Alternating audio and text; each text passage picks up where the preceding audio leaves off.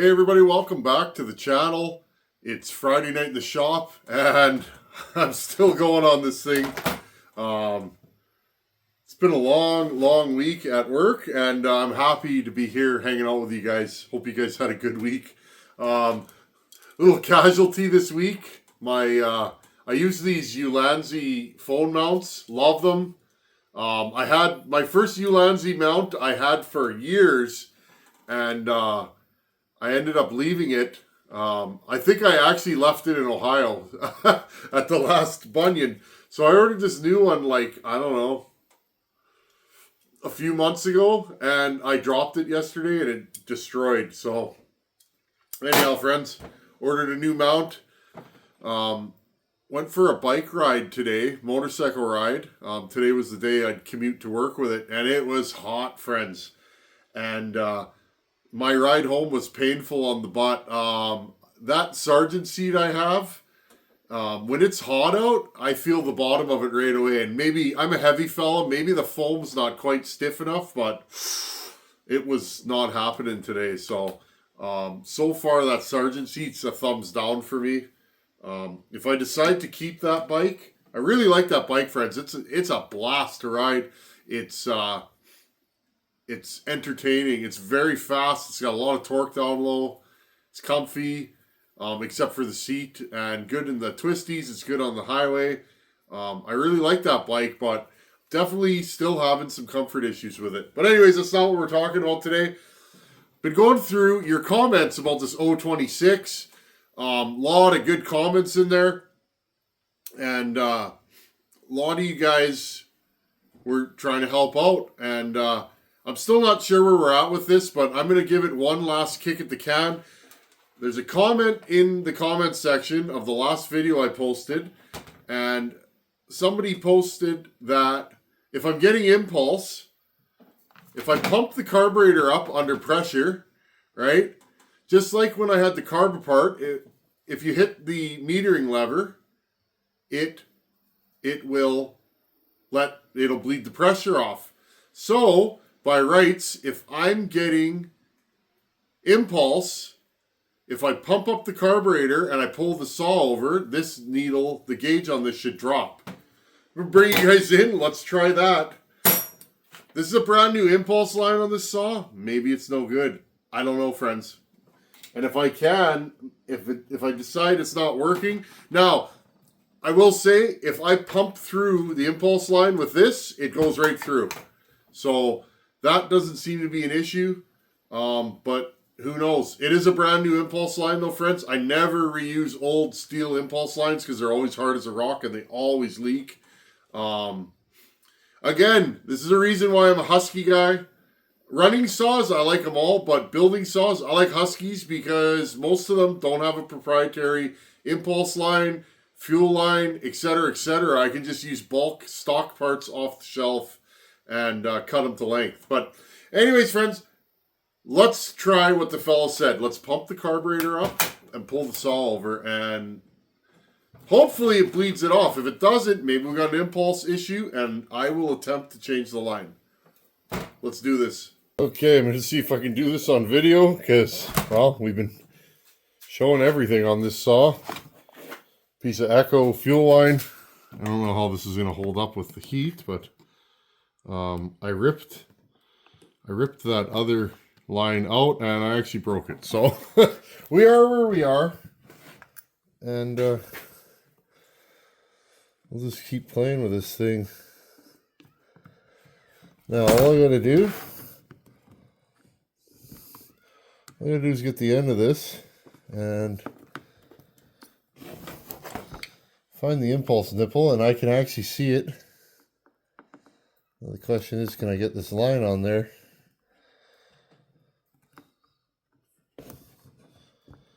And it appears that I just did, so that's a good thing. Okay, that's on there. I have the other end through here. Now I pre-measured it. I pre-measured it so that I wouldn't have to attempt to cut it while it's in the saw.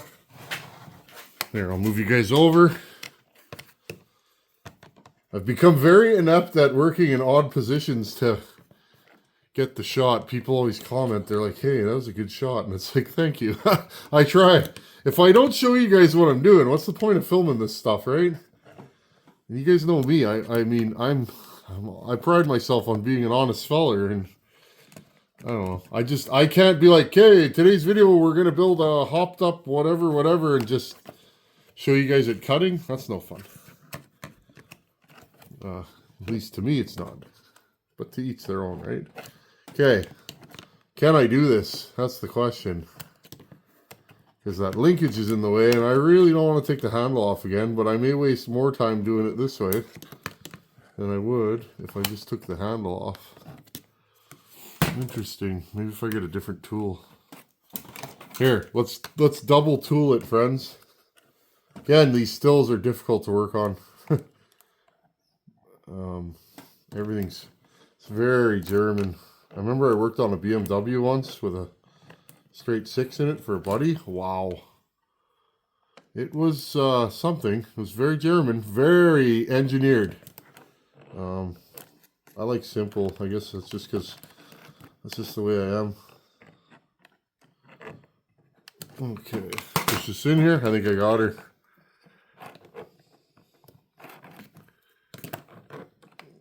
Pull this right on. Okay, there we go. So now I'll put these 2 nuts back on. Let's just see if it acts differently, and let's try and start it. And if this doesn't work, the next 2 things we're going to do, I'm just going to keep going, friends, all the way. Let's see if we can actually do this. Otherwise, I'm going to need another carb. Actually, I might have... Oh, hold on a second here, friends. Just hold on a second. I'm going to leave you guys rolling. Hold on a second here, friends. Do I have a carburetor for this saw? Oh. Do I have a carburetor for this saw? I don't know. I think that's for an 024. Interesting. Yeah, I don't think that's... The linkages are different, eh? Yeah, I don't know if that's... I don't know if I can make the linkage work on there. What's the pop-off pressure on this carb? Oh, no, I can't because it's not together. Never mind, friends. Well, I guess worst comes to worst. I have another carb. That's another Stihl carb. I'm 100% sure of that. Anyways, let's continue on what we're doing. Just, you know, just doing my thing. You guys know me. I'm just all over the place. Just having fun. Why do this if it's not fun? Yeah. Well, like I say, to each their own. But if you're doing YouTube and it's not fun, I don't know. Because let's be honest, friends. I mean, you know what's cool about this? My daughter, this should be around for a long time. My daughter can go back and watch her daddy when he was a younger man, as she, you know, when she grows up.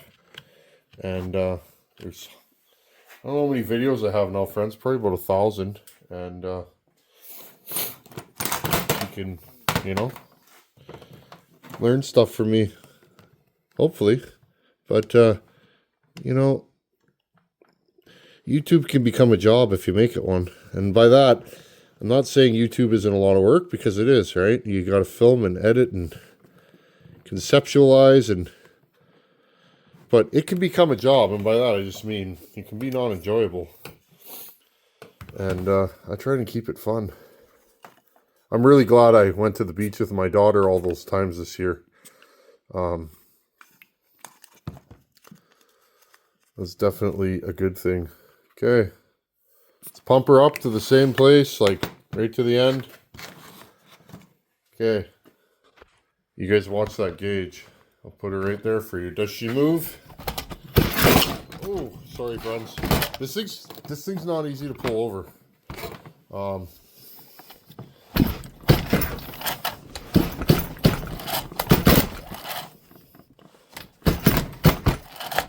Well, it moved. That's about the best I can do with that. Let's take that off. So here's what we're going to do, friends. Because we might have to get biblical with this here power saw. I'm going to put the fuel line back on. And again, I've checked the impulse circuit with my tester right there. I put it under vacuum on pressure. It does its thing. We've now checked if the gauge moves. It does. It doesn't move a ton, but I'm only pulling it over a few times. Now, if I wasn't filming this, friends, well, I could just, should we do that? Sure, let's do it, friends, just for conversation's sake. Okay, let's pull this off. Pull the fuel line off. Let's put this back on. Right here. I'm congested again, friends. They're bailing. Definitely had major allergies this year. So sorry if you can hear me sniffling and breathing. I apologize. My nose isn't the best breather, so. Okay, I'm going to pump it up to the same place. I'm going to go up to full tilt. Now, friends, I'm just going to off camera. I'm going to hold this with my hand, and I'm just going to start it a few times just to get the gauge moving, okay? And where are we at? Doesn't appear that it moved, does it? Well, that's kind of something or other. So, metering lever height is set factory. Well, let's see if this thing even starts now. We got to think about this. Metering lever height is just touching the nipple. We did that on the last video. If I put the metering lever any higher, when I put the top cover on, okay, when I put the top cover on, this thing doesn't hold pressure, because if your metering lever height is too high, which this is, the needle never shuts off because the nipple's pushing down on it. Does that make sense? So your metering lever is too high, right? When you put the top cover on, that nipple pushes down and it holds it open, and you end up with a saw that floods. So I set it up so that it's just touching, basically, so it doesn't open, but it's right there. I think maybe we have an impulse issue now. It's weird though, friends, because this saw, after I prime it with fuel, it won't start on its own usually because it's not pulling fuel out of the tank. After I prime this saw on its own, I just dumped fuel into the air filter. It runs, and it'll keep starting, and it'll run. But if I let it sit for even an hour, guess what? It doesn't run anymore. So, okay, I'm gonna zoom you guys out, and let's try this thing again. New impulse line. We know it's not leaking. Yada yada. Kind of weird that this gauge wasn't moving. Maybe we got to rip this thing apart and see. What I don't get though, friends, when I pump pressure or vacuum in there, I get movement. Another thing you can do, friends, put some oil in the end of the impulse, pull the saw over and see if it sucks or blows the oil in or out. So when I do pressurize, if I pull the spark plug out and the transfers are open, if I put pressure to this case, it blows it through the transfers. So right there, I know my impulse line isn't blocked. Maybe it's collapsing. Anyways, let's see if this thing starts now. Okay, let's just keep going. Thank you for all your help, guys. I mean that. I love, because here's the thing, friends. Oh, I broke the spark plug wire. Oops. Let's fix that. I must have hit it with my hand.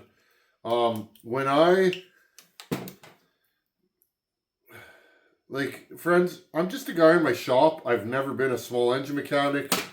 I don't have every tool known to man. And people look at me like I'm, an expert. And I mean, I know enough. And I have access to guys like Donnie Walker. I haven't talked to Donnie in a while. I'll have to hit him up on my phone. Hope his foot's healing. I know he broke his foot this year. But I have access to really smart people, and when I have a problem, I could probably hit Donnie up and he would probably go, it's this or that. Maybe I will do that, but I don't like to tap out. But anyways, friends, I'm just a guy in my shop, and sometimes I don't know. Sometimes I miss things. Some people come onto the channel and they're like, you should know it's this and that, but more often than not, I find, friends, those people didn't watch the video, and I did exactly what they were saying. I love having access to you guys, though, because there's thousands of you out there that post comments, and you guys are smarter than I am.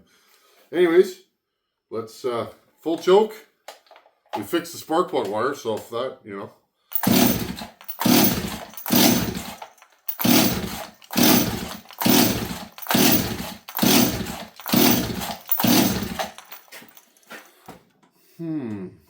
Yeah, friends, I don't know. This thing's just... Okay, so we can rule out the impulse line. Maybe it's the impulse circuit. Maybe it is the nipple. Maybe we need to set the metering lever higher. We can do that in another video, I guess. Let's pull the carb down again. We could still do a vacuum pressure test. I'm just going to give it more fuel on the low circuit.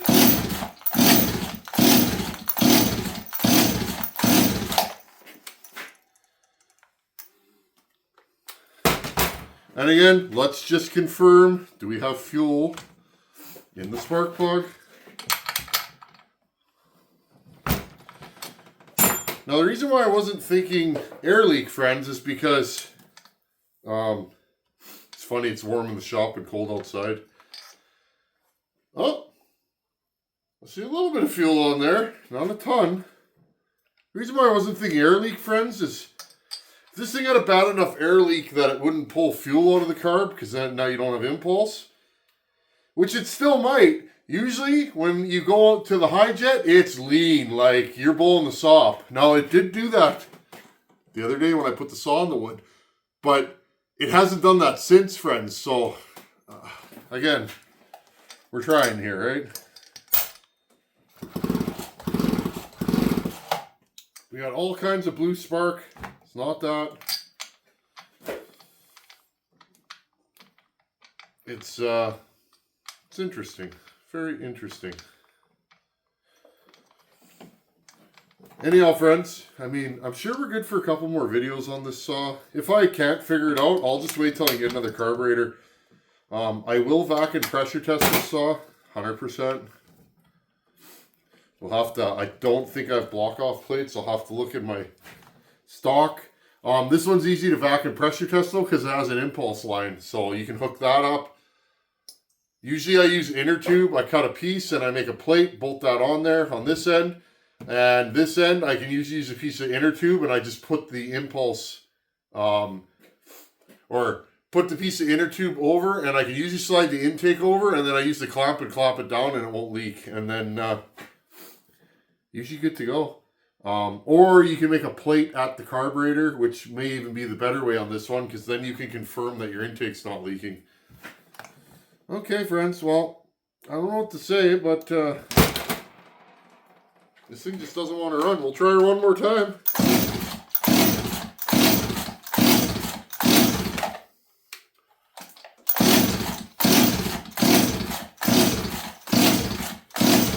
Good thing this isn't a big saw. If this was like a 394, I'd be dying. I'm sweating though.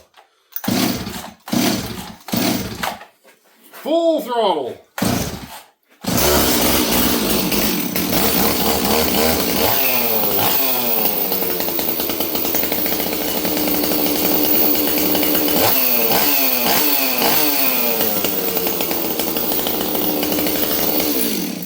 I don't know what to say, friends. It's like it was flooded.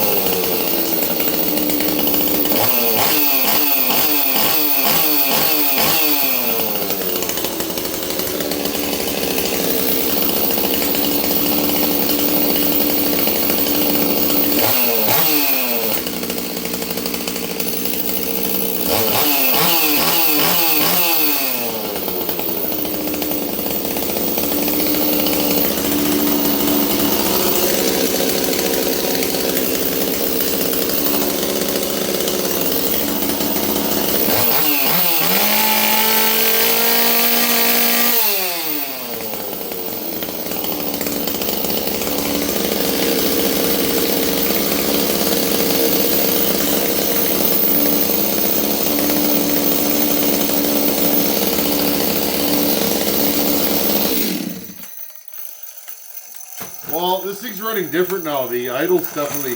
Let's turn the idle down a bit. I don't know what to say, friend. As soon as I pulled the trigger, it ran. Now, normally you do that if the saw is flooded, but the saw didn't have any fuel.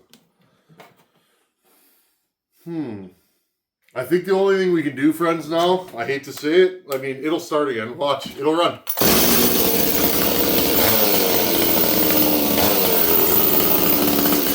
Just for fun, how does it tune now?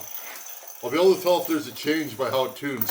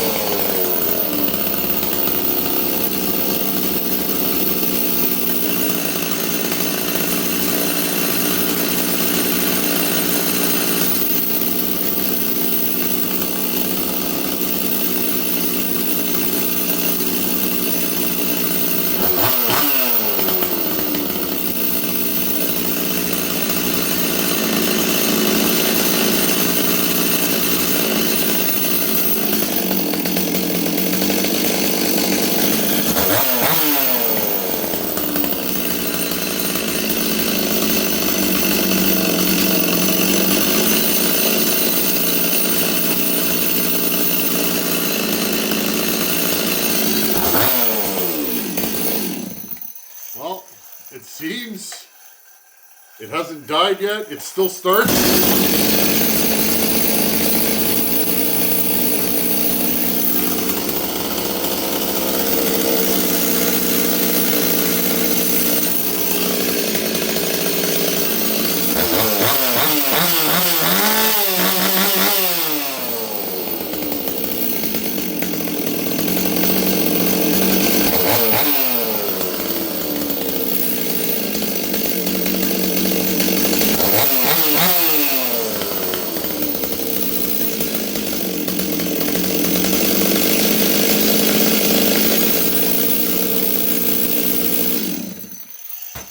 Okay, friends, I'm gonna call this a night. I don't want to make this video crazy long. That's the best this saw has run since I put it together. What I'm doing there, so friends, you see me grabbing the clutch. Do that at your own risk. I grabbed the clutch just to see, is the clutch spinning, or that's how I adjust my idle, friends. I literally grab the clutch and see if it's engaged or not. If I feel it dragging a little bit, I'll just go and move the idle back and wait. That's how I adjust my clutches on a bare saw. It restarts nice. Notice it consistently goes back to idle at the same rate, right? Some saws take longer to go down to idle than others, depending on compression, design, how lean it is, all that stuff. I'm sweating, friends. It's hot in here. I wear this in the shop, even though sometimes it's too warm for it. But so I'm checking to see if the saw consistently goes down to idle. If it's very consistent, A, that's a stable saw, and B, I don't have an air leak. How does it tune? It tuned differently today. The tuning, I had about 3/4 of a jet, 3/4 of a turn from full lean to full rich, right? You hear me? I turn it in lean. I usually start lean right until the saw starts to die, and then I go rich till the saw starts to die. In between there, okay, so if it's 3/4, it's 3/8 of a turn, which is hard to eyeball, but 3/8 of a turn and then I just back it off a little bit richer than that. And that's where I leave it, and then I check for throttle. And then, how does it start? Okay? You have to turn it on, friends. Don't worry, I think it'll start. Okay? How does it restart? Okay, it restarts good. Now, I noticed the idle got a little bit more... It sounded rich and then it smooths out. Well, this saw's getting hot now. I don't have the top cover on it. That may just be how this saw is. As long as the saw doesn't stall, I'm good with it, right? I want a saw, and then you guys see I'm putting it on its side. They'll change idle a little bit sometimes, but what I look for when it's on its side, does it take throttle? And when I put it back up, does it do anything? This saw changes idle a slight RPM. Part of that is, friends, I don't have a lot of fuel in my tank, so when you pitch the saw on its side, make sure you got a full tank. But it seems to be stable there. So what does that leave us with? Maybe, friends, maybe there was an impulse issue. I don't know. I did pull this thing over 1,000,000 times. If that's a number, we're going to use it. 1,000,000. This choke, I'm bending the lever to get it to go any higher. So, again, I don't think it's that. So here's what we're going to do, friends. It's Friday night. I'm going to leave this thing for another day or two. Right here, okay, when you guys come back, it'll be sitting here. I will try and start it at today's settings. And we'll have to go from there because now I'm not sure. If it starts and runs, well, guess what? And it's fine. I'm putting a bar and chain on it. We'll put oil in it, and I'll just bury it in a piece of hardwood and make 6, 7, 8, 10 cuts and see if it leans out or dies. Now, it went lean. I did cut with this saw, 2 cuts. It was strong right until the point it leaned out. So it was very torquey, which is what I was going for different reasons, but it ran good, and then it screamed, and I was like, uh-oh, shut the saw down, and that's the last time I put it in the wood. So, anyhow, friends, I won't flop anymore. Thanks for hanging out here. Thank you to everybody that posted comments. You guys are helping me out, and we'll figure it out. Like I said, most saws work out. Once in a while, you get one that doesn't. I don't know if this is a workout saw. Well, it's giving me a workout, or a parts saw. We shall soon find out. Thanks for watching. Take her easy. Later.